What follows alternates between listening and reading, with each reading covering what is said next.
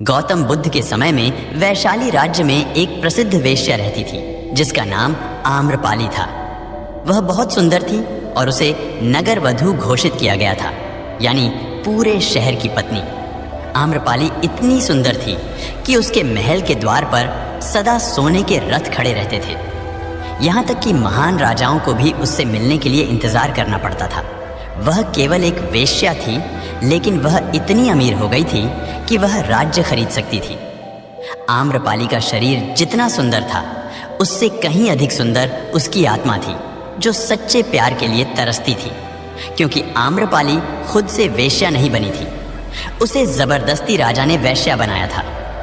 आम्रपाली अपने ग्राहकों को बहुत प्यार करने का दिखावा करती थी, क्योंकि उसे इसके लिए धन दिया जाता था, लेकिन अंदर से बहुत नफरत करती थी, क्योंकि वह सभी उसका इस्तेमाल एक भोग की वस्तु के रूप में करते थे। एक इंसान के रूप में उसका सम्मान नहीं करते थे। एक दिन आम्रपाली अपने महल की बालकनी में खड़ी थी। अचानक उसने अपने महल के सामने से एक युवा बौद्ध भिक्षु को गुजरते हुए देखा, जिसके पास कुछ भी नहीं था सिवाय एक भिक्षा पात्र के, लेकिन उसके पास जबरदस्त जागरूकता थी और लोगों को खुद की ओर आकर्षित करने की अद्भुत शक्ति थी। जब युवा बौद्ध भिक्षु ने ऊपर की तरफ देखा तो आम्रपाली उसे देख रही थी।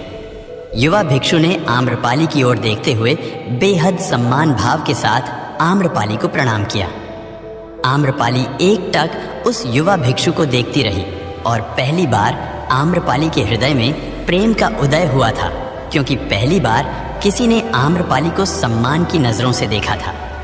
किसी ने पहली बार उसे इंसान होने का एहसास दिलाया था।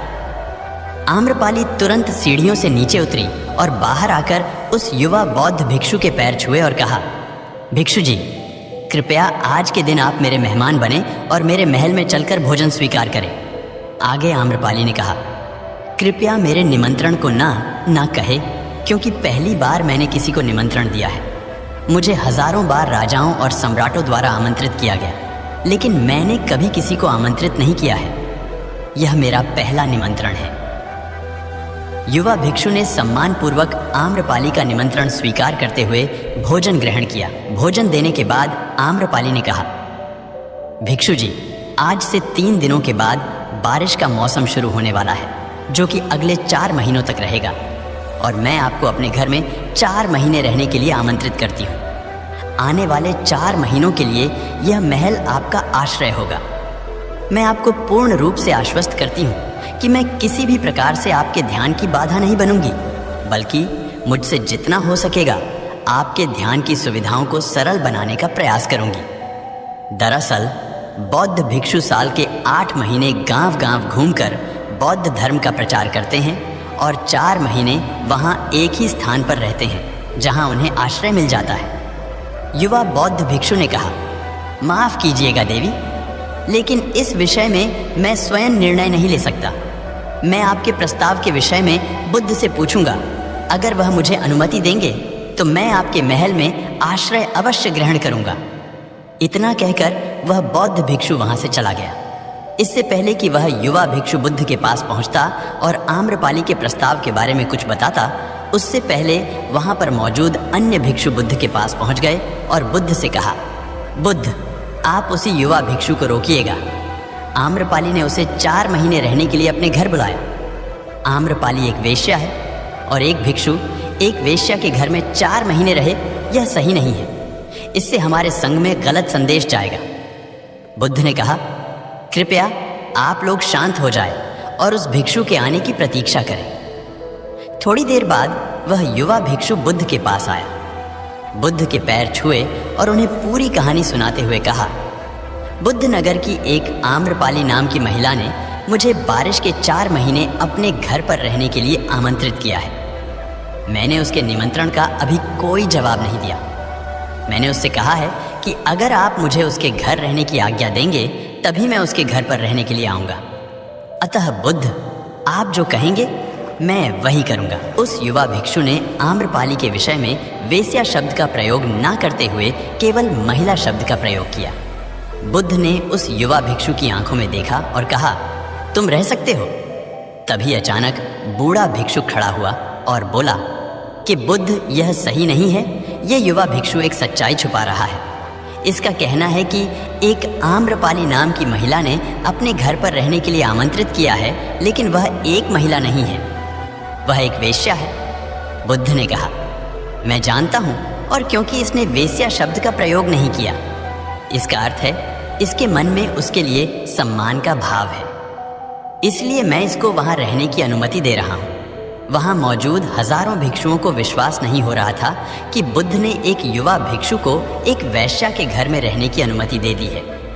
अगले 3 दिनों के बाद वह युवा भिक्षु आम्रपाली के घर रहने के लिए चला गया। उसके जाते ही वहां पर उपस्थित अन्य भिक्षु उसके विषय में तरह तरह की बातें बनाने लगे। बुद्ध ने सभी को शांत करते हुए कहा, मुझे मेरे भिक्षु पर विश्वास है।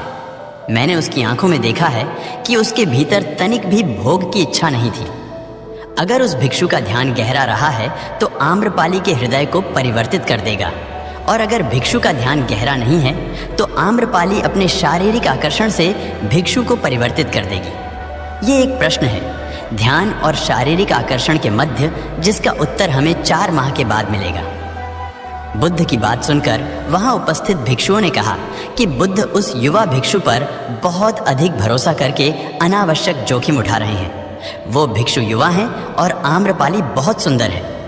समय प्रारंभ हुआ, वर्षा ऋतु गई, 4 माह बीते और वह युवा भिक्षु वापस आया। उसने बुद्ध के पैर छुए और उसे युवा भिक्षु के पीछे आम्रपाली भी आई। उस युवा भिक्षु ने आम्रपाली का बोध से परिचय कराते हुए कहा, बुद्ध, यह आम्रपाली है और यह आपसे मिलना चाहती है। यह एक अनोखी महिला है।